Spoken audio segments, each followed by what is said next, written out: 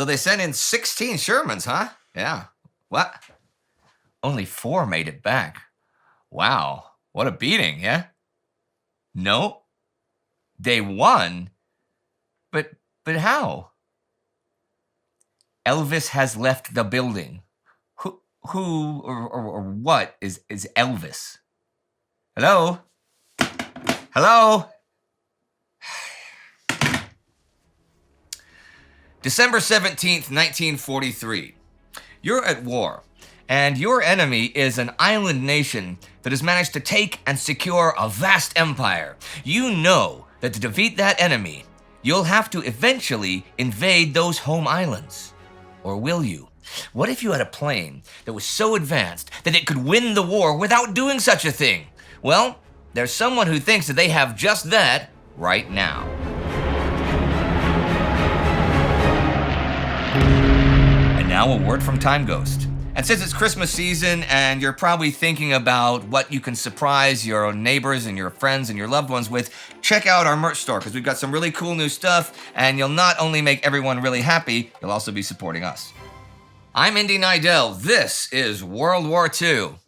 Last week was another Allied leadership conference in Cairo that dealt a lot with the situation in China. There was Allied bombing in the Marshall Islands, Allied bombing of German weapon sites in France, bloody Allied advances in Italy, and unsuccessful attacks for the Soviets and successful ones for the Germans in the Soviet Union.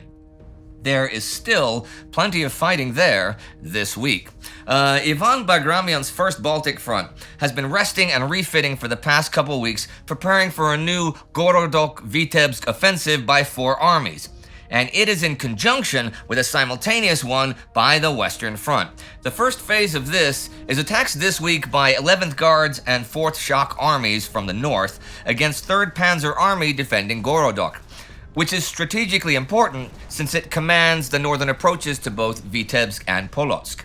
This begins on the 13th. Soviet 43rd and 39th armies are meanwhile concentrated east of Vitebsk, ready to fight side by side with Western Front's 33rd Army.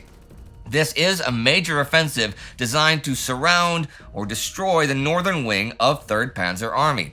For the first few days of the assault, it cuts right into 3rd Panzer's flank and even encircles a German division. They do break out the 16th, but lose a third of their men and all of their artillery and vehicles.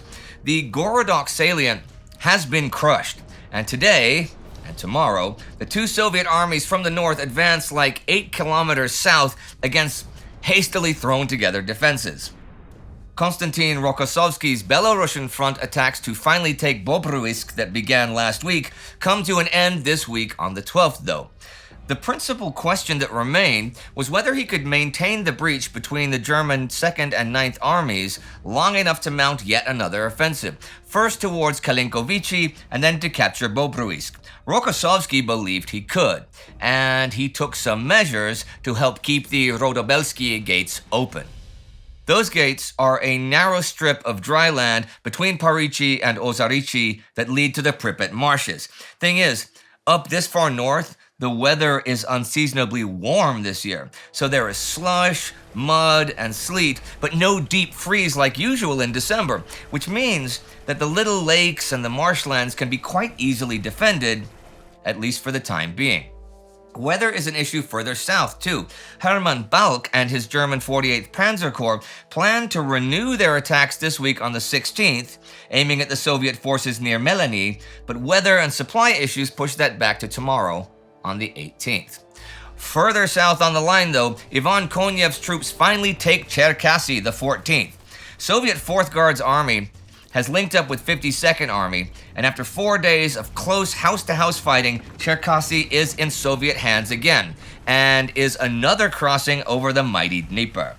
The 2nd Ukrainian Front was now in place to mount offensive operations of strategic significance. Malinovsky continued to push his bridgehead out to the west of Zaporozhye, while to the south, the German 17th Army lay trapped in the Crimea. The Dnieper line, now cracked and crumbled, still held by early winter, but the Stavka had plans to smash it completely when 4 Soviet fronts would crash down in a great avalanche of men and tanks on Army Group South, clearing the western Ukraine completely. Well, That wave of attacks is in a theoretical future, but there are plenty more actual Allied attacks this week. On the 15th in Italy, a new wave of Fifth Army attacks begins. Now, the men who reached the top of Monte Sammucro last week are still up there. Well, some of them, because it has been a battle of attrition for them ever since, and they're running out of both men and ammunition. Fifth Army Commander Mark Clark is going to try again to take San Pietro after last week's failure, though. He thinks armor is the key. Fred Walker, commander of 36th Division, does not agree with this. He does not think they can handle the terrain, with all the gullies and the ravines and the olive tree terraces. On the 15th, the tanks are sent in, 16 Shermans. Only the lead Sherman made headway, churning through a terrace wall to shoot up several German machine gun nests. The second tank struck a mine. The next three closed to within a half-mile of the village, only to burst into flames from German anti-tank fire. 3 more hit mines. By mid-afternoon, 4 surviving tanks were limping back. 7 tanks had been destroyed, 5 others immobilized. Infantry attacks the 16th fare no better, but then victory. As we saw last week, Monte Lungo, with its commanding view of this area, is the key to San Pietro, and on the 16th, elements of the 142nd Infantry managed to push off the enemy. Yesterday and today, the Germans in San Pietro withdrew to San Vittore, another village in the hills like 3 kilometers away. Allied troops entering San Pietro find it completely in ruins and no enemy. And the Moro River campaign continues in eastern Italy. The Canadians are still trying to take the gully, a natural ravine, after crossing the Moro last week. They manage a foothold the 11th but are repulsed. Attacks also fail and take heavy casualties the 12th, 13th, 14th, and 15th. I am guessing there will be further attacks next week. 8th Army Commander Bernard Montgomery has decided to bring in the British 5th Infantry Division from his quieter western flank and throw them into the fray between the New Zealanders and the Indians, allowing them 4 divisions to make attacks between Orsonia and the coast. I mentioned the impossible bridge built by the Indian engineers last week. By the 13th, they have secured a pretty decent-sized bridgehead. Other Indian units cross over and make for Caldari, which they managed to reach, also taking and holding points on the lateral road from Ortona to Orsonia that parallels the Moro. New Zealander attacks do not, however, succeed in taking Orsonia. But if the Allies are trying to advance there, they're really in more of a consolidation phase in the Solomons, at least on land. Having established a strong bridgehead on Bougainville Island in November, the U.S. Marines there have been entrenching since November 25th, and some of those defenses are complete already this week.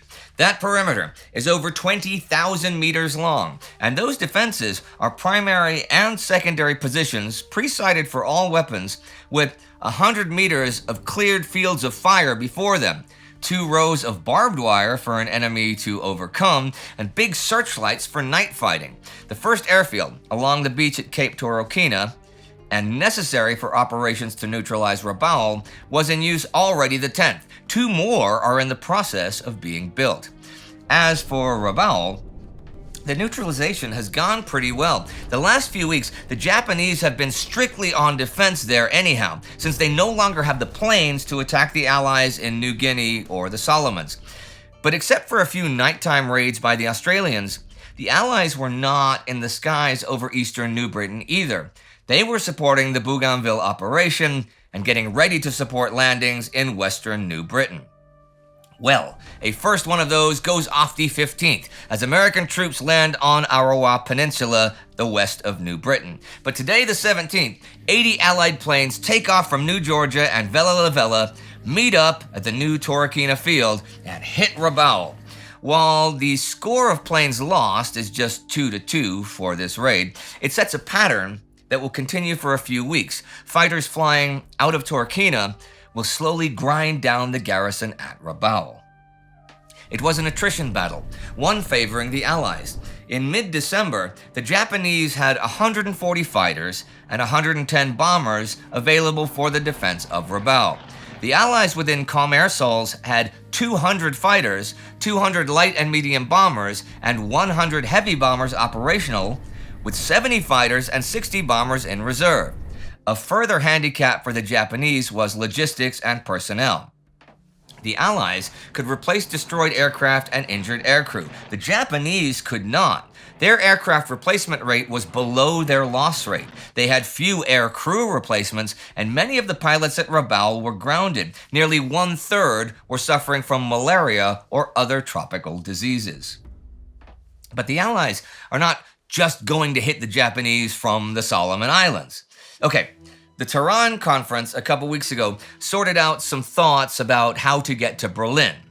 But the combined chiefs of staff still weren't sure what to do to get to Tokyo. Taking the Gilbert Islands last month had led to planners thinking the Central Pacific would be a quicker route to Japan, and U.S. Naval Chief Ernest King convinced U.S. Army Chief of Staff George Marshall to back this route. In this, he was helped by Air Force's Chief Henry Arnold, who wanted island bases for the strategic bombing of Tokyo. But at the same time, it was politically impossible to abandon MacArthur's drive up through the Southwest Pacific toward the Philippines. This resulted in a decision to continue with both offensives and a directive that the advance along the New Guinea, Dutch East Indies, Philippines axis will proceed concurrently with operations for the recapture of the mandated islands. A strategic bombing force will be established in Guam, Tinian, and Saipan for the strategic bombing of Japan proper.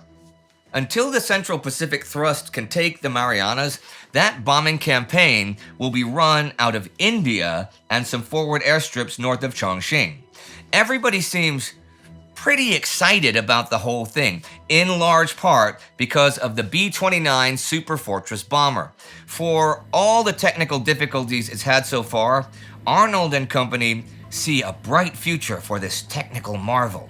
Having said that, the second prototype did catch fire and crash back in February, killing the pilot, his 10-man crew, and 21 people on the ground. But still, as they work out the bugs, the 43-meter wingspan, 2,200 horsepower engine planes can not only carry 4 tons of bombs to a range of over 5,600 kilometers, they can hit altitudes of nearly 10,000 meters and speeds of 560 kilometers per hour.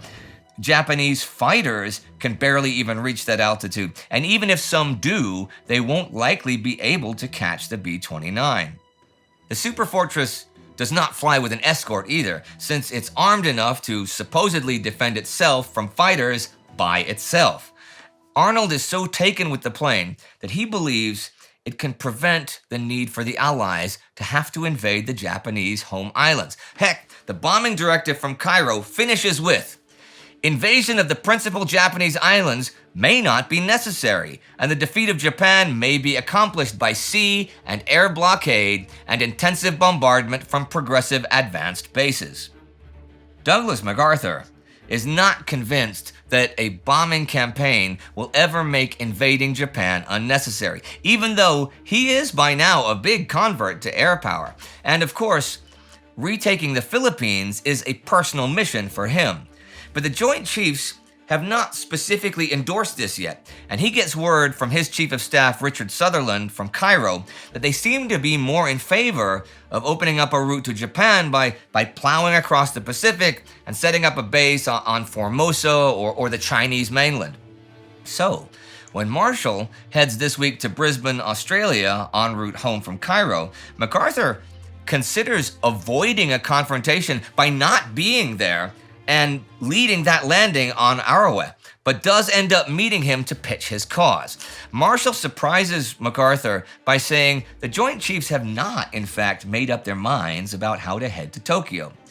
Looking into the future, next week on Christmas Eve, President Franklin Roosevelt's radio address even says that this week's meeting in Australia will spell plenty of bad news for the Japs in the not-too-distant future. There is planning going on this week, though, for the next step in the Central Pacific strategy. On the 14th at Pearl Harbor, Chester Nimitz holds a conference to finalize the assault on the Marshall Islands, Operation Flintlock. The next objective is Kwajalein, which they bombed twice last week. The conference is pretty somber though, since the fight for Tarawa in the Goberts is only a few weeks old, and they took casualties there at a rate they'd never seen before. So before Kwajalein itself, they had planned to attack the outer Marshalls atolls first, but intel has told them that's what the Japanese expect, and they've reinforced those garrisons. So the plan now is to hit those outer atolls with bombers from Tarawa and Macon and attack Kwajalein itself and Roy Namur. Once they take them, they'll assault Eniwetok. And as a side note here, I mentioned a few weeks ago during all the leadership conferences that Winston Churchill had a cold that was soon enough to turn into pneumonia. It has done so by this week. And it's pretty bad. And all the traveling between 2 Cairo conferences and 1 Tehran conference has not helped. But today, his fever finally breaks, though he will not leave his sickbed until Christmas Eve. But that is next week. And this week has now come to its conclusion. With Red Army successes in parts of the Eastern Front, more hard-won victories for the Allies as they slowly grind their way up Italy, more air raids against Rabaul, and the Central Pacific about to heat up. So, this is week 225 of this war, right? Well, as many of you know, I was the writer and host of the series The Great War for the duration of that war, from July 2014 to November 2018, following that conflict week by week from beginning to end. The episode that came out on November 11th, 2018 was a half episode, since November 11th, 1918 was the day the armistice was signed, but it was not a full week after the previous episode, just 3 days. The November 11th episode was number 225 of that war. And we have now reached number 225 of this war, which means that this Second World War has now gone on for longer than the first one did. It is fairly obvious from looking at this one's current battlefronts that although the Allies look like they have the edge at the moment, there is still a whole lot of war left to come, and hundreds of thousands, even millions more people to lose their lives in this conflict, perhaps far from home, perhaps anonymously, perhaps in their home as it collapses under a bombing raid, perhaps slowly in agony at a hospital, perhaps in a concentration camp. Still hundreds upon hundreds of thousands more people to die all over the world in this war. Hey, it's almost Christmas.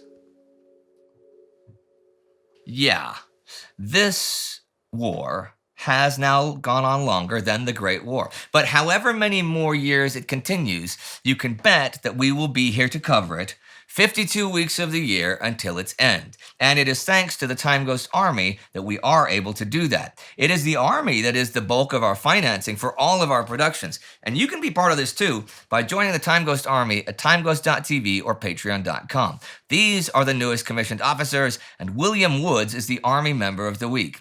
And with Christmas nearly here, here's a playlist of a bunch of holiday episodes we did over on Time Ghost History. It is well worth checking out. Do not forget to subscribe. See you next time.